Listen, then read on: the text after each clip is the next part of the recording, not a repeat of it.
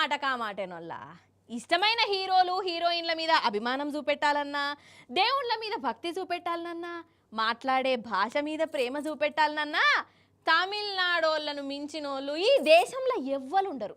దేశంలోనే ఏంది ఆ మాట కత్తే దునియా మొత్తంలో ఎవ్వలుండరు. ఇక చూడురోళ్ళ వాళ్ళు నమ్మే దేవత కోసము పెయి నిండా ఇనుపసీకులు ఎట్లా గుచ్చుకున్నారో అన్నట్టు చిన్న పోరగాన్లు భయపడేటోళ్ళు ఉంటే జర దూరం ఉంచుర్రి చూడురోళ్ళ.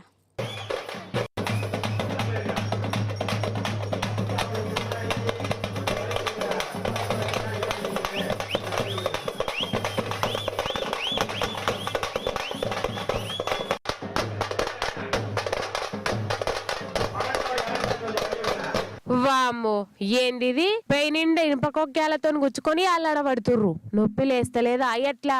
ఇగో ఇల్లు చూడు, ఇంత పెద్ద ఇనుప సలాకును ఈ చెంపకేలా ఆ చెంప బయటకు గుచ్చుకున్నారు. వామ్మో చూస్తేనే పానం ఇర్రుమంటుంది. గుచ్చుకున్నోళ్ళకి ఎట్లుంటదో ఇక. ఆగో ఈ పెద్ద ఆయన చూడుర్రు, ఇంకా బాడీ నిండా ఇనుపకొక్కాలు, చెంపలకు ఇనుప సలాకు, డబల్ బోనాంజా.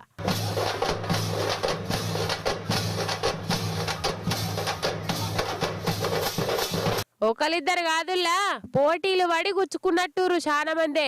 మంట మండుతున్నట్టున్నది. పక్క పొంటి నిలబడ్డ ఆడోళ్ళు ఇసరకర్ర బట్టి గాలుపుతున్నారు గట్టిగా. మొగోళ్లే కాదు ఆడభక్తులు కూడా సాహసం చేసిర్రు. తమిళనాడు రాష్ట్రం మధురై జైహింద్పురం కాడ ప్రతి ఏడాది జరిగే పనుగునుత్సవ పండుగ ఇది. వీరకలియమ్మని అమ్మవారి గుడి కాడికి ఇట్లా డప్పులు, ఆటలు, పాటలు, ఏషాలు, సాహసాలతో పోతుంటారు భక్తులు. ఎంత సాహసం చేస్తే అమ్మవారి దీవనార్థులు అంత ఎక్కువ వస్తాయని నమ్ముతారట. ఏం సాహసాలు, ఏం భక్తో ఇది. అసలు ఇది భక్తి లెక్క అనిపించే కంటే శిక్ష లెక్కనే ఎక్కువ అనిపిస్తుంది. అయినా శిక్షించుకుంటే సంతోషపడి దీవనార్థులు ఇచ్చే దేవుళ్ళు ఉంటారా? వీళ్ళ నమ్మకాలు కాకుంటే అట్లన్నా కష్టమే. ఎవరి నమ్మకాలు వాళ్ళే. కానీ ఇంత భక్తి సాహసాలను భరించే శక్తి ఆ దేవతకు కూడా ఉంటదో ఉండదో అనిపిస్తుంది కదా. మామూలుగుందా మరిది?